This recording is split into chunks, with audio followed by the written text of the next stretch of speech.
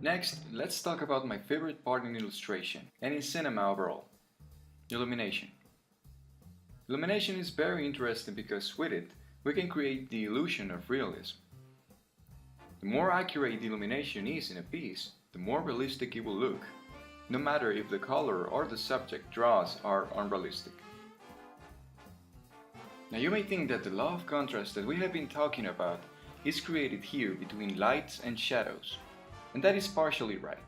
However, there is one aspect that is very important to learn, and that is values. Values is the amount of light that interacts with a surface. Every surface that we can see in the world reflects light. That is how we can observe color and texture. Because of the many properties a surface can have, their values will look very different from one another. This is important to emulate because it is part of what makes things look with depth and real. Now, the two most important qualities of a surface to understand are the reflection and refraction. Reflection means how much light can bounce off a surface. Some surfaces can reflect light better than others.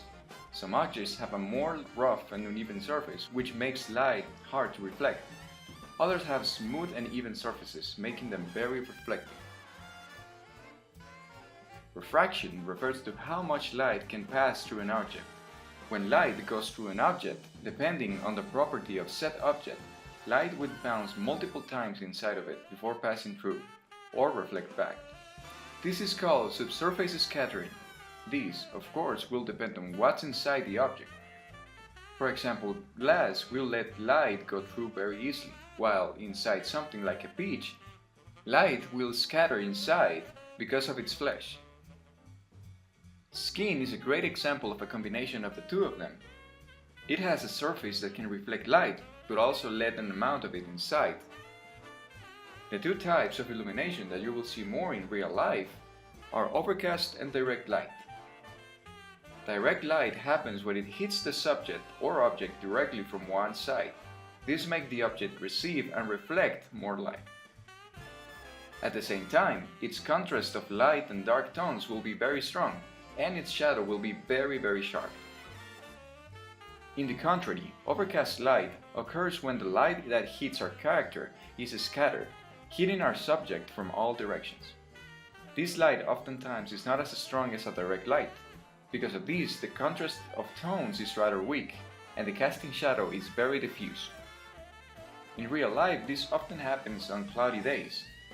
The sunlight will hit the clouds and it will scatter. Lastly, I want to explain the temperature of light. In nature, black and white don't really exist.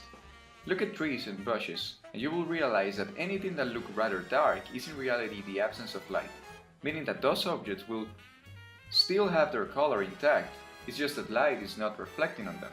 So because of this, absolute black is a color that doesn't exist. The same thing happens to white. The white light that comes from the sun first needs to reflect in a surface for us to see. And when this light ends in our eyes, it has already bounced off and created colors. So when you draw or illustrate using white and dark, try avoiding using an absolute black and white, and you'll see the difference that it will make on your pieces. We say that light has a temperature when, at different degrees, it creates a cooler or warmer color.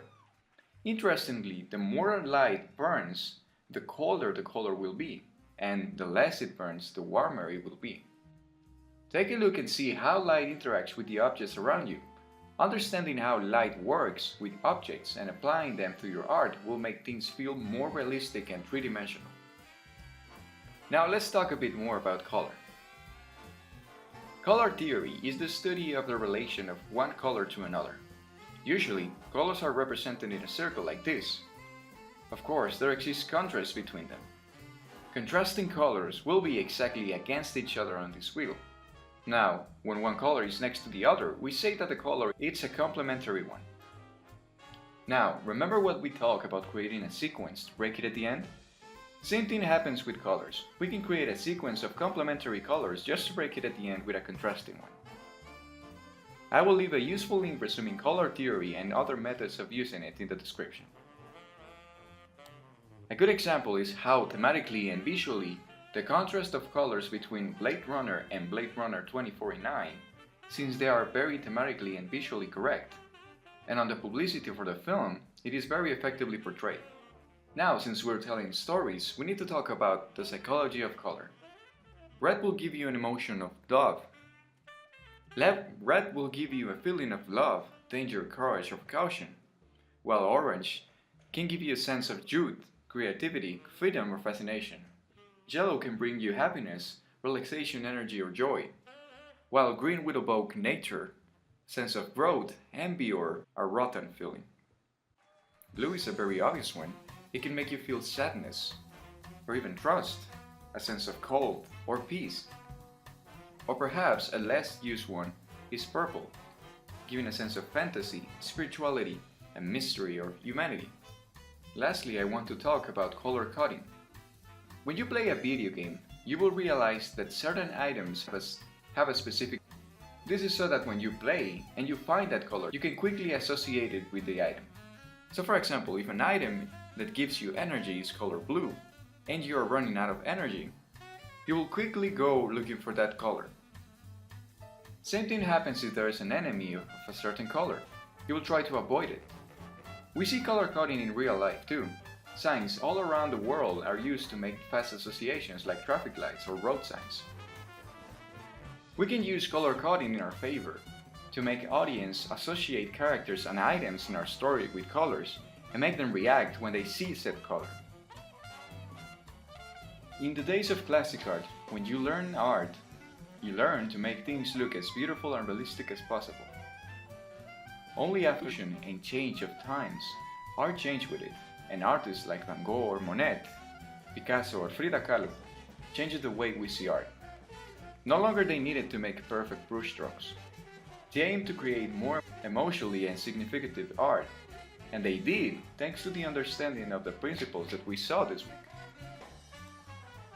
Nowadays, art is more free to express messages and feelings in very simple shapes and mediums.